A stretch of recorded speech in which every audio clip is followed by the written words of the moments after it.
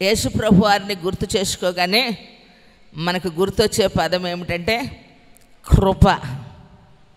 ఏదైనా మనం ఒకటి చేయగలిగాము, నిలబడగలిగాము, సాధించగలిగాము అని అనుకుంటే ప్రతి క్రైస్తవుని నోట వచ్చే మాట ఏమిటంటే దేవుని కృప వలన నేను ఇది పొందుకున్నా, దేవుడు కృప వలన నాకు ఈ సహాయము కలిగింది, దేవుని కృప వలన మనము రక్షణ పొందాము. కాబట్టి కృప అనేటువంటి పదానికి మనం వెల చెల్లించాల్సిన అవసరము లేదు. ఈ లోకంలో ప్రతిదానికి వెల చెల్లించాలి, కానీ కృపకు వెల చెల్లించే పని లేదు. అర్హత లేనటువంటి వ్యక్తికి అనుగ్రహించబడినటువంటి యోగ్యతే కృప. రక్షణకు పాత్రులముగా ఎంచబడినటువంటి వారము, ఉగ్రతకు నియమించబడినటువంటి వారము.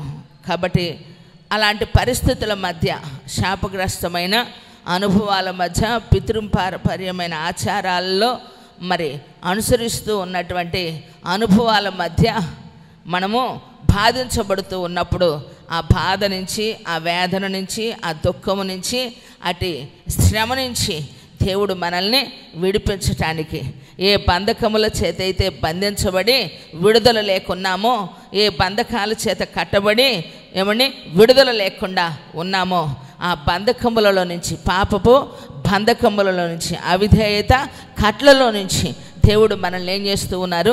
విడిపించి ఉచితమైన ఆయన కృపకు పాత్రులుగా ఎంచి ఆయన రక్షణ చేత మనల్ని అలంకరించారు. చప్పట్లు కొట్టి దేవుణ్ణి కనపరుద్దామండి. ప్రైజ్ ది లార్డ్, హల్లెలూయా. నా ప్రియ సహోదరి సహోదరులారా, దేవుని వాక్యాన్ని మనము ధ్యానం చేసేటప్పుడు, ఒక పాట పాడేటప్పుడు, ఒక కృతజ్ఞతగా సాక్ష్యము చెప్పేటప్పుడు, యేసయ్యను గూర్చి ఇతరులకు మనము ప్రకటన చేసేటప్పుడు మనం వాడే పదం ఏమిటంటే దేవుని కృప లేకపోతే ఈరోజు నేను ఇలా బ్రతికేదానిని కాదండి, దేవుని కృప లేకపోతే నేను ఇలా ఉండేదానిని కాదండి అని చెప్పి పలు విధాలుగా ప్రతి సందర్భానికి దేవుని కృపను మనము తలంచుకుంటాం. ఎందుకంటే మన అనుభవాలు మనకు తెలుసు, మన పరిస్థితులు మనకు తెలుసు, మనం ఏమిటో మనకు బాగా తెలుసు. కానీ ఈరోజు మనము బ్రతుకున్నామంటే, ఏదైనా చేయగలుగుతూ ఉన్నామంటే, ఇంకా మనము సంతోషిస్తూ ఉన్నామనంటే అది మన గొప్పతనము కాదండి, మన బలము కాదు, మన శక్తి కాదు, మన తెలివి అంతకంటే కాదు. నేనేమై ఉన్నానో అది నా దేవుని కృప అయి ఉన్నా. కొట్టు చప్పట్లు గట్టిగా ప్రైజ్ ది లార్డ్, హల్లెలూయా.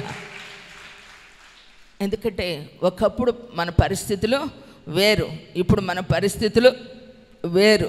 దేవుడు ఆశీర్వాదకరంగా మార్చిన ప్రతి సందర్భాన్ని బట్టి దేవుణ్ణి మనము ఘనపరచాలి, మరి ఎక్కువగా దేవుణ్ణి స్తుతించాలి. ప్రియులారా, ఎంతగా దేవుణ్ణి గణపరుస్తూ, ఎంతగా దేవుణ్ణి స్తుతిస్తూ, ఎంతగా దేవుని గురించిన ధ్యానము మనము చేస్తామో అంతగా ఆయన కృపలో మనము ఎదుగుతూ ఉంటాం.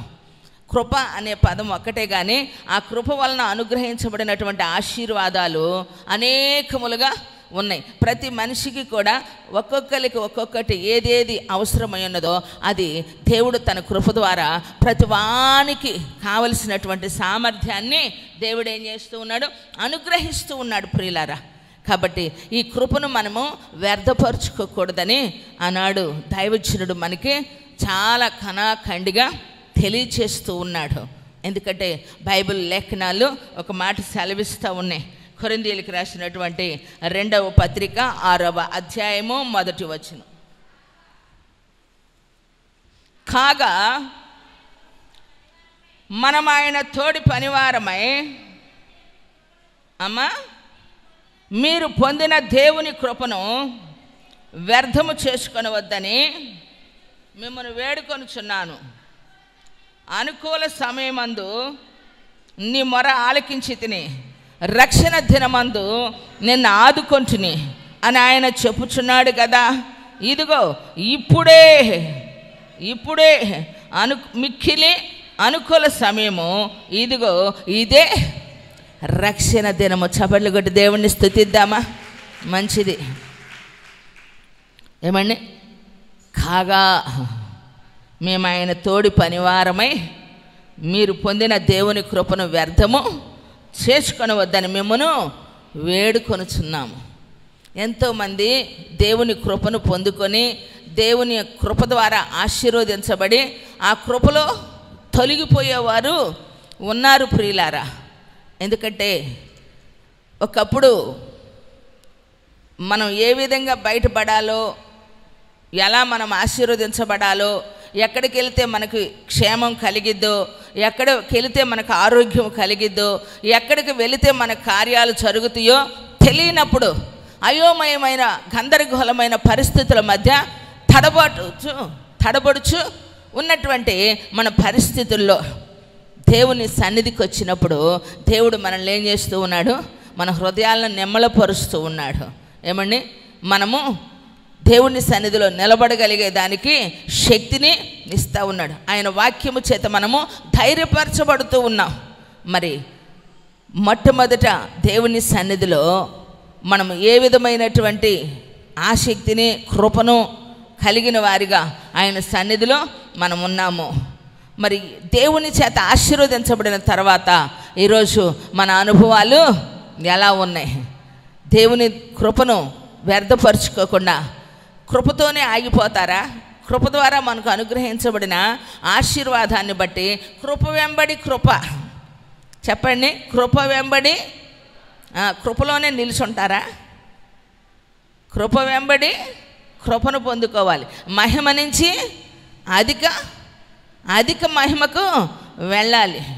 కాబట్టి మహిమాన్వితుడైన దేవుని యొక్క శక్తిని మనము అనుభవించాలి. ఆయన సంపూర్ణమైన మహిమ గల వానిగా చేర్చబడాలి అని అంటే నీవు నేను మనమందరం కూడా ఉన్నతమైన ఇక్కడి నుంచి ఏమండి మన ప్రయాణము మనము పరలోకం వరకు కొనసాగించాలి అంటే ఆయన ఆగమనములో ఆయనతో పాటు మనము నడవగలగాలి, ప్రయాణము చేయాలి. ఆయన వెళ్ళిన ప్రతి చోటుకు మనము వెళ్ళాలి, ఆయనతోటి వారసులముగా మనము ఉండాలి అని అంటే దేవుని సన్నిధిలో ఆ మహిమలో మనం ప్రవేశించేంత వరకు దేవుడు మనకు అనుగ్రహించిన కృప మహిమైశ్వర్యము ఎట్టిదో గ్రహించిన మనము దాన్ని పోగొట్టుకోకూడదు.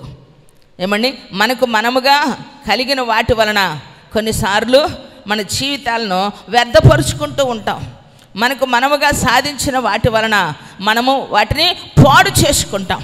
అయితే దేవుని వలన మనకు అనుగ్రహించబడిన ఈ కృపను మనము ఆస్వాదించుకోవాలి. ఈరోజు తెలివి లేని వాళ్ళంటే చచ్చిపోతున్నారు.